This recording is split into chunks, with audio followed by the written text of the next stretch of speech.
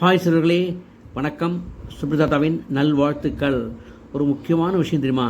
இந்த உலகத்தில் நம்ம எங்கே வாழ்ந்துட்டுருக்கோன்னா, கொள்ளைக்காரர்களுடைய ஆட்சியில் எல்லோரும் வாழ்ந்துட்டுருக்கோம். எல்லாருன்னா நம்ம நாட்டில் உள்ள அத்தனை பேருமே நான் சொல்கிறேன். கொள்ளைக்காரர்கள் மத்தியில் வாழ்ந்து கொண்டிருக்கிற நமக்கு கொள்கைக்காக வாழ்ந்து கொள்கைக்காக உயிரை துறந்த ஒரு உத்தமனுடைய வரலாறு தெரிஞ்சுக்கிறோமா இல்லையா?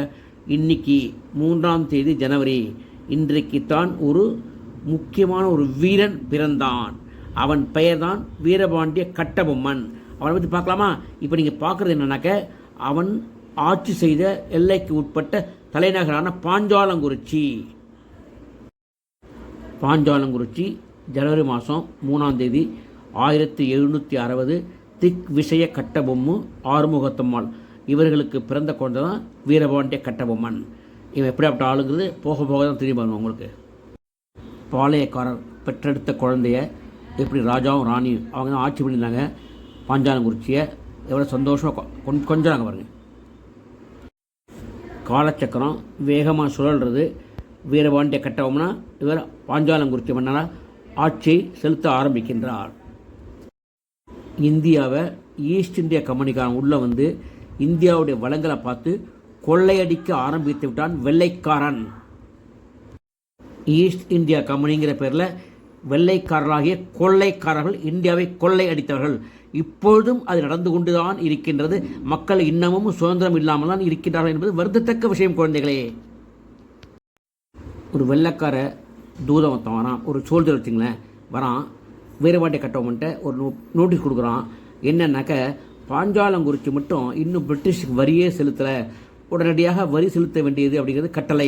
இது எங்கள் பிரிட்டிஷ் ஆட்சியினுடைய பிரபுவின் கட்டளை அப்படின்னு சொல்கிறான்.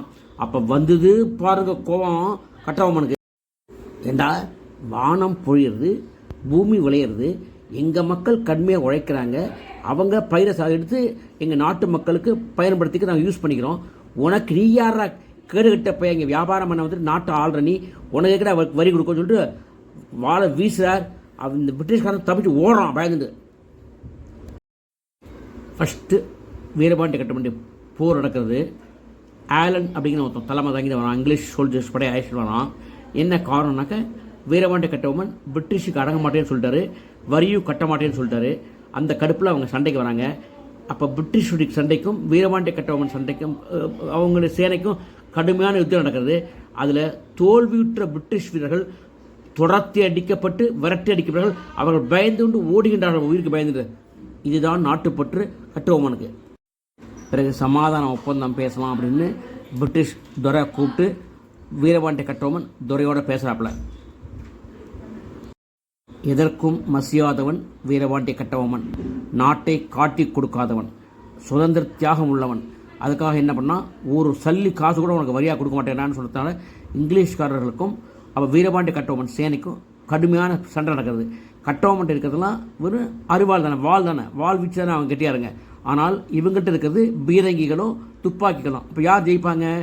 இங்கிலீஷ்காரன் தான் ஜெயிக்க முடியும் இல்லையா? அந்த சண்டையில் வீரபாண்டிய கட்டபொம்மன் தோல்வி அடைய நேடுகிறது. வீரபாண்டிய கட்டபொம்மன் தப்பித்து ஓடி விடுகிறார். அப்போ தப்பித்து ஓடினா தானே பின்னாடி சுதந்திரத்தை நாட்டை காப்பாற்ற முடியும். அதுக்காக இந்த வாரில் சண்டையில் தோற்று போயிட்டார் இல்லையா கட்டபொம்மன். அப்போ அவருடைய பாஞ்சாலங்குறிச்சி கோட்டையெல்லாம் பிரிட்டிஷ்காரங்க இடிச்சு விடுறாங்க. கட்டபொம்மன் தான் தப்பித்து தன் மக்களை பின்னால் இருந்து கொண்டு காப்பாற்றுவதற்காக, மறைந்து கொள்வதற்காக ஓடுகின்றார்.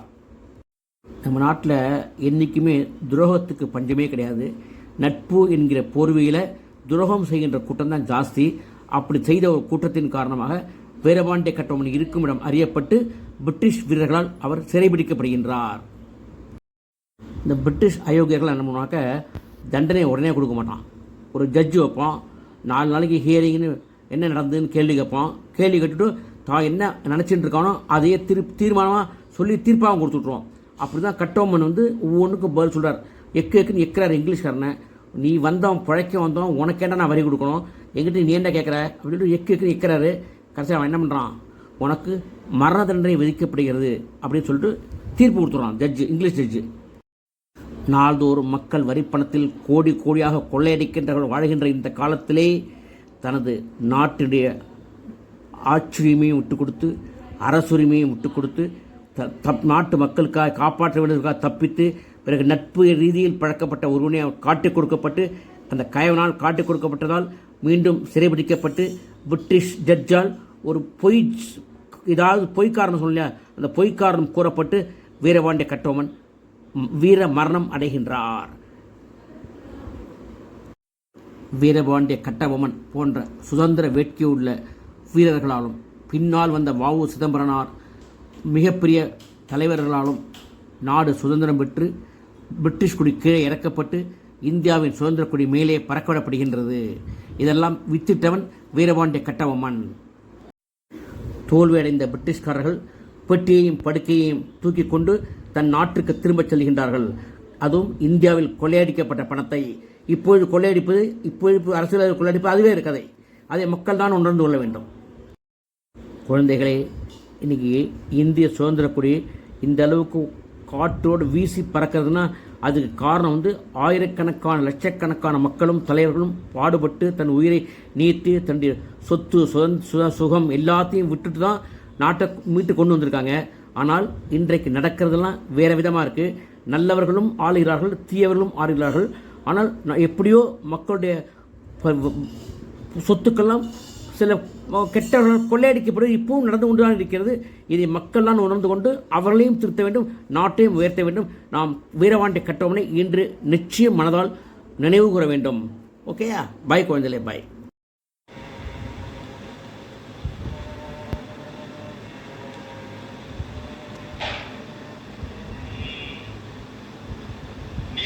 வீரபாண்டிய கட்டபொம்மனோ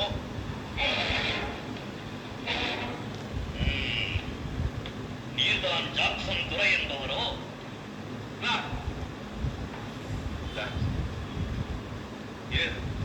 வெகு தூரம் வந்துவிட்டு நட்பு விரும்பி அழைத்ததாக அறிகிறேன்.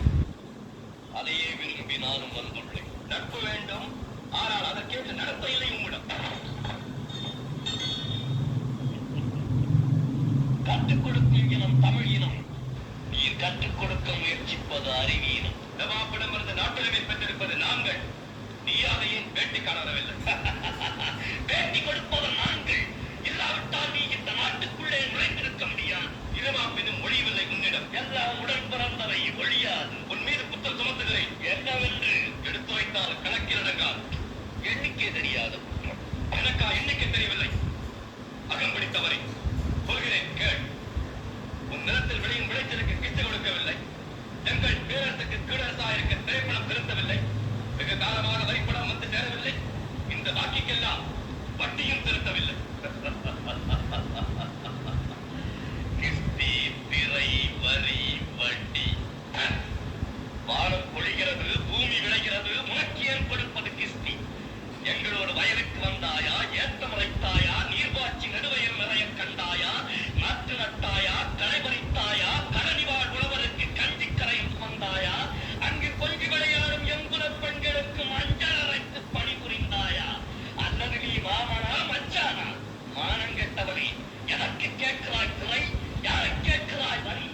போரடித்து நெற்குவிக்கும் வெளிநாட்டு உழவர் கூட்டம் பரங்கியரின் உடலையும் போரடித்து தலைகளை நெற்கதிர்களால் குவித்துவிடும். ஜாக்கிரதை. அதிகார முத்திரையிட்டு உன்னை கையோடு அழைத்தது ஆரம்பிக்கிறேன். அப்படியா? ஹாய் குழந்தைகளே, வணக்கம்.